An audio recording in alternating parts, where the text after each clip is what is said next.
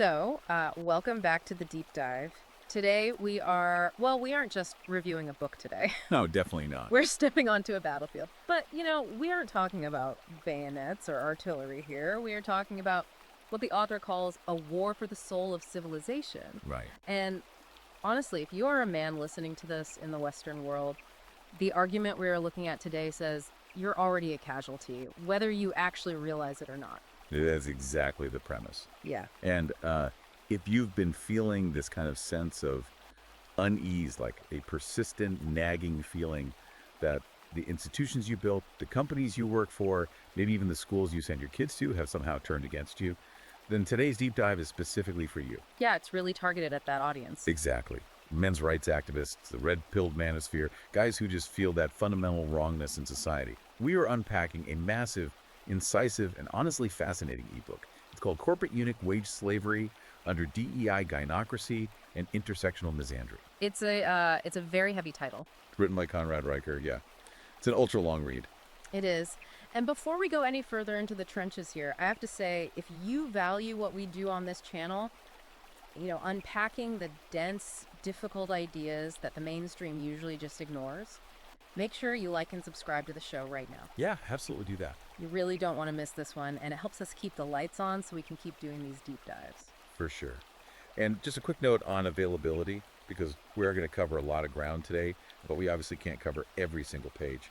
If you want the full arsenal of arguments, you can pick the book up right now on Amazon, Kindle, and Google Play Books. Highly recommend checking it out. It's a dense text, but it's essentially framed as an instruction manual for understanding the history of our institutions before they were captured by feminists and Marxists. Right, so let's unpack that. Riker's core premise is pretty intense right out of the gate.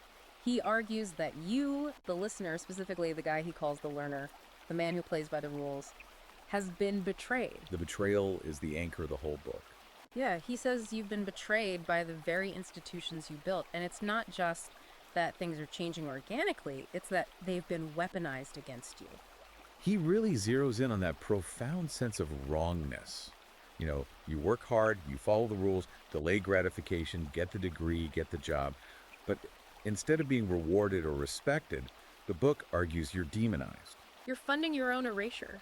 Exactly. He frames the book as this declaration of intellectual independence from a system that is literally designed to parasitize your labor. Parasitize your labor. That's a really strong image. It implies you're being eaten alive. It does, and he means it quite literally. The argument is that the modern man is paying taxes and working these corporate jobs to support a system, a gynocracy, in his words, that views his very existence as a pathology. Right. It's a host-parasite relationship, and the host is waking up tired. Okay, so let's get into the actual mechanics of this, because I think a lot of guys feel this, but they can't quite put their finger on how it happened.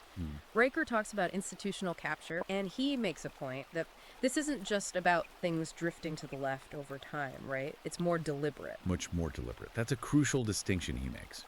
This isn't organic drift, it's architecture. It's a blueprint.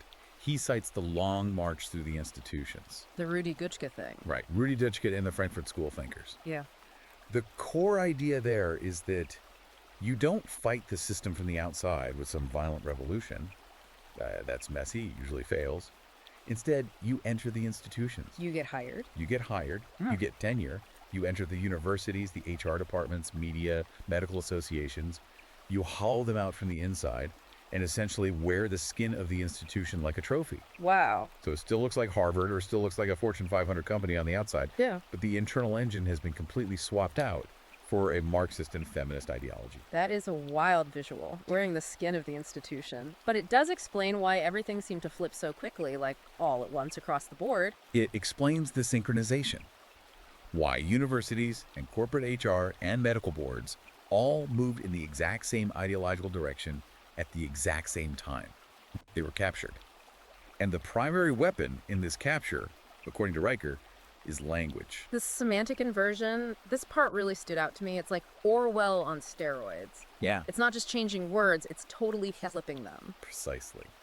The book argues that the words we hear every single day have been redefined to mean their exact opposites. Let's take diversity. Okay. Historically, diversity means a variety of things: ideas, backgrounds, experiences.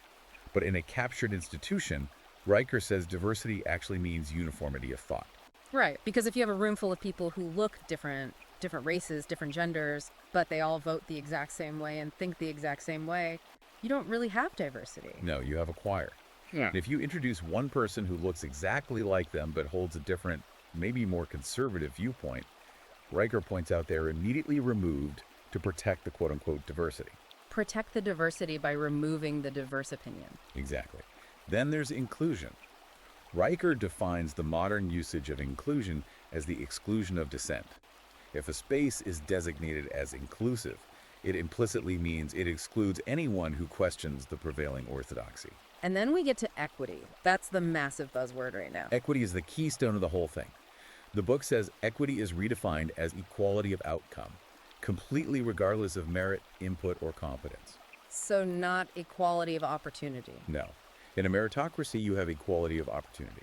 Under an equity regime, if the numbers aren't exactly 50-50, the system is presumed guilty, and force is used to correct those numbers. So if the outcomes aren't equal, the system is rigged, it completely ignores individual choices or biological differences. That is the equity argument he outlines. And Riker says this is exactly where men need to arm themselves mentally. He brings up the classical trivium. Grammar, logic, and rhetoric. Yes. He argues that men have been stripped of these tools. The trivium is supposed to be your defense system against what he calls emotional sophistry. Break that down a bit. How does the trivium actually help a guy sitting in a corporate meeting? Well, grammar is the definition of terms. If you let them redefine racism or woman or violence to mean whatever they want, you've already lost the argument. You're playing by their rules. Right. Logic is the processing of those terms, and rhetoric is the persuasion. Riker argues that because men have forgotten grammar, the strict definition of words, they fall into semantic traps. They nod along to equity because it sounds nice, not realizing they just agree to their own replacement. And he gives a really specific, famous example of what happens when you try to use logic in one of these captured institutions, the James Damore case at Google. That is the canonical example in the text. You had this senior engineer, Damore, who wrote an internal memo. He didn't write some hateful manifesto. He literally cited peer-reviewed psychological research suggesting that men and women might have different occupational preferences on average. Right. Biological differences in interests, like people versus things. Exactly. And for suggesting that maybe fewer women are in coding because they are, on average, less interested in things and more interested in people, and not because of systemic sexism, he was fired. Just immediately gone. Immediately.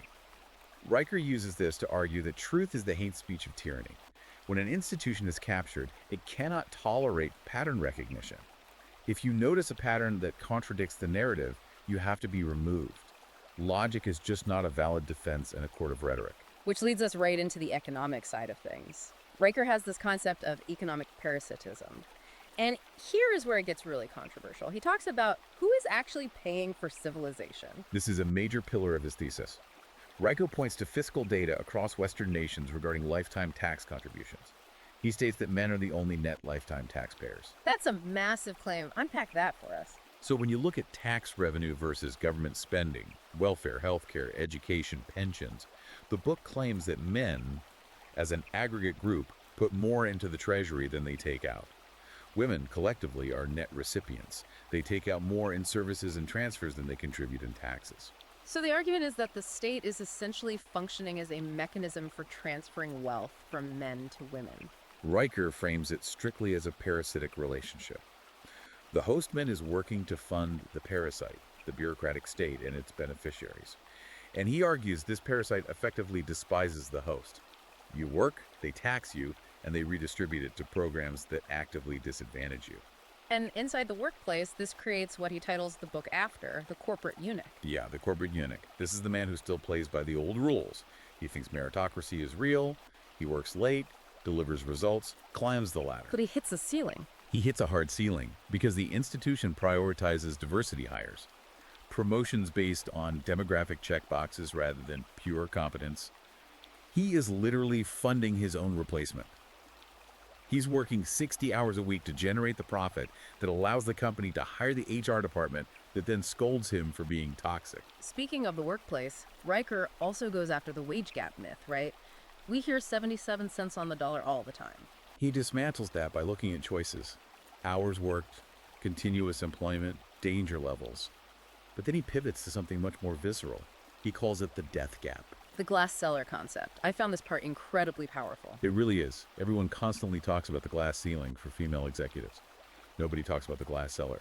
Men make up 93% of workplace fatalities. 93%. Yeah. Logging, roofing, mining, deep-sea fishing, working on oil rigs. These are the highly dangerous jobs that actually keep the lights on and keep the building standing. And Riker asks, where is the push for equity in workplace deaths? Exactly. Where are the quotas for female coal miners? Where's the push for 50% representation in toxic sewer maintenance? Riker argues that society feels entirely entitled to male sacrifice and physical labor, but absolutely refuses to respect the men who actually provide it. And managing this whole corporate dynamic is human resources. Riker describes HR not as a support function to help employees, but as the standing army of the genocracy. Right, and standing army is a specific military term. A standing army occupies territory. Riker argues HR's goal isn't resource management, it's enforcing ideological compliance. The struggle sessions. Yeah, mandatory sensitivity training. He says these are designed to force men to confess to sins they haven't committed, like privilege or unconscious bias. It's essentially a psychological submission ritual. Let's pull on that thread of psychology and move into the third section. Riker goes deep into the psychology of control, and he brings up a philosopher that academia has apparently tried very hard to bury, Arthur Schopenhauer. Schopenhauer is central to Riker's psychological analysis. He refers specifically to Schopenhauer's 1851 essay on women. Riker argues this essay has been memory-holed because it's too accurate, not because it's false. Schopenhauer discussed this idea of proxy violence. Proxy violence, so getting someone else to do your dirty work. Exactly that. Riker argues that while men typically use direct aggression physical force, direct confrontation women, and the genocratic system at large use proxy violence. Using the state. Using the state, the police, HR, to inflict harm. A false accusation that destroys a man's career is a form of violence. A divorce court seizing assets is a form of violence. It's aggression without ever having to throw a physical punch. And Riker connects this to what he calls the medical-industrial complex. He basically says there was a coordinated war on masculinity itself, right down to the biology. He points to the pathologization of masculinity. For example, he cites the American Psychological Association. The APA released guidelines in 2019 that literally labeled traditional masculinity, things like stoicism, competitiveness, dominance, as harmful. So the very traits that built civilization are now diagnosable mental conditions. According to the source, yes. And he backs this up with physical, biological data too. He cites the 25 to 30% population level decline in testosterone in Western men over the last few decades. And he brings up the atrazine issue. Right. The frogs. Yeah, the frogs. Everyone thought that was just an internet meme. But he points out the EPA actually knows atrazine has feminizing effects on amphibians. It chemically castrates them, yet it remains widely used and ends up in the water supply. Riker argues this isn't just an accidental byproduct of agriculture.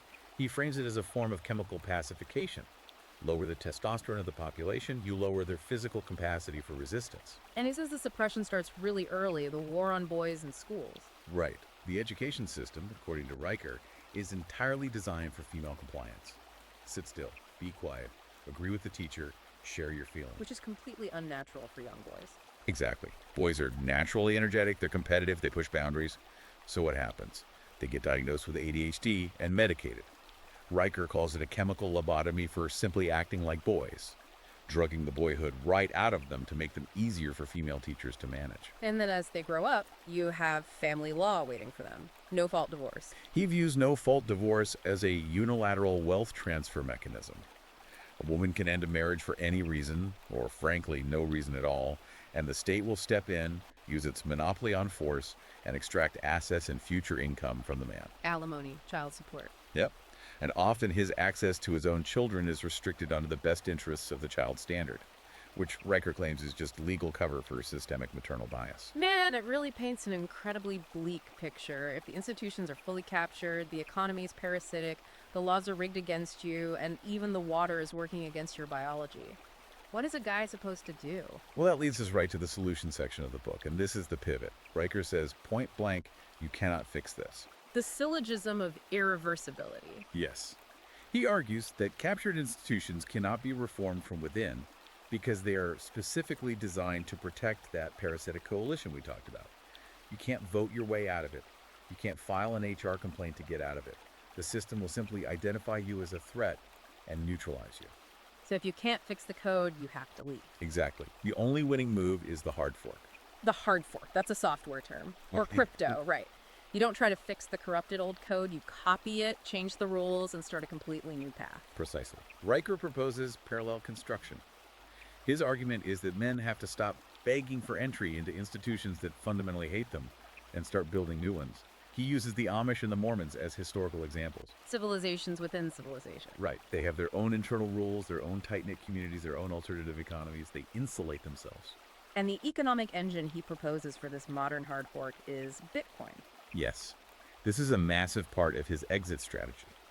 Riker presents Bitcoin not just as some speculative asset to get rich quick, but as actual exit infrastructure. He calls it sovereign money.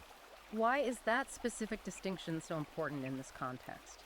Because if the state uses inflation to silently steal your labor, printing money to fund the exact programs and diversity initiatives that are replacing you, then you need an impenetrable shield. Something they can't touch. Right.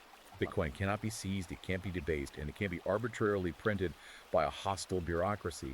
It becomes the base money of the parallel civilization. It allows you to entirely opt out of what he calls the parasitic financial system. Okay, so step 1 is get your labor and your money out of the rig system. Step 2 is build parallel institutions. But he also talks about internal work, the mental game. He brings up stoicism. He wants men to reclaim classical archetypes, the king, the warrior, the magician, the lover. But he really emphasizes stoicism, and not just in the pop culture sense of keeping a stiff upper lip. He frames it as psychological sovereignty. How is that different from just suppressing your emotions? If you can control your emotional reaction, you cannot be externally manipulated. The captured system relies entirely on shaming you. They call you toxic, fragile, privileged, an incel. Right, linguistic triggers. Exactly. They are linguistic triggers designed specifically to make you either apologize and submit or get irrationally angry so they can justify punishing you. Stoicism is the mental armor that lets you look at those insults and simply say, I do not accept your premise. It's about becoming completely immune to the manipulation. Precisely. If they can't shame you, they have no control over you.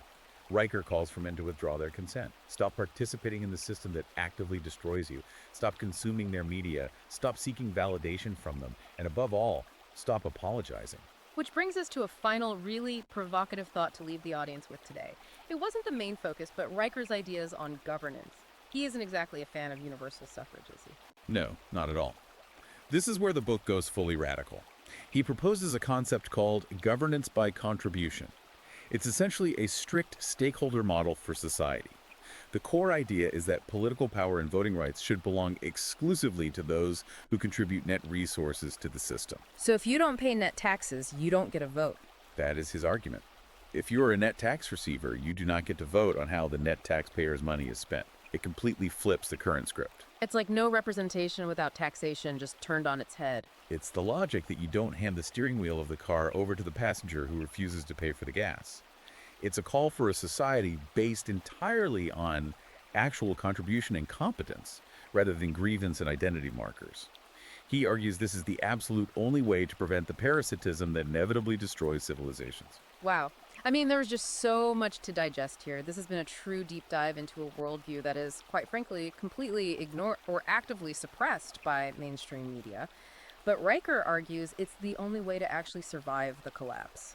It functions as a survival manual for the learner who can see the writing on the wall. It's about building the lifeboat while the ship is sinking, rather than arguing with the captain. It's about realizing that nobody is coming to save you. You have to save yourself, and you have to build the structures to save your sons. So what does this all mean for you listening right now? It means the exit is open, the code is running, but you are the one who has to take the step. And that step really starts with knowledge. We've barely scratched the surface of the physical data, the history, and the deep philosophical arguments Riker presents in the text. I mean, this section on the death gap alone is worth the price of the book. Absolutely. If this deep dive sparked something in you today, if you felt that aha moment of recognizing the world you actually live in, you need to go deeper. The book is Corporate Eunuch Wage Slavery Under DEI Gynocracy and Intersectional Misandry. It is available right now on Amazon Kindle and Google Play Books. Go buy it. Read the data for yourself. Don't let us be the only filter. And for the ongoing battle, because the culture war moves incredibly fast, and there are, as he says, weekly assaults on logic. You really need to follow the author directly. You can find him at Conrad Riker on Substack and on Twitter. The man is constantly putting out the intellectual ammunition you need to defend yourself against these semantic traps. Definitely do that today. Don't just be a passive listener, be a builder of that parallel civilization. And hey, before you go, make sure you like and subscribe to our channel. We are going to keep bringing you these deep dives and insights you simply won't hear anywhere else. The institutions might be captured, but your mind doesn't have to be. That's exactly right. The exit is open, the code is running. We'll see you in the next deep dive.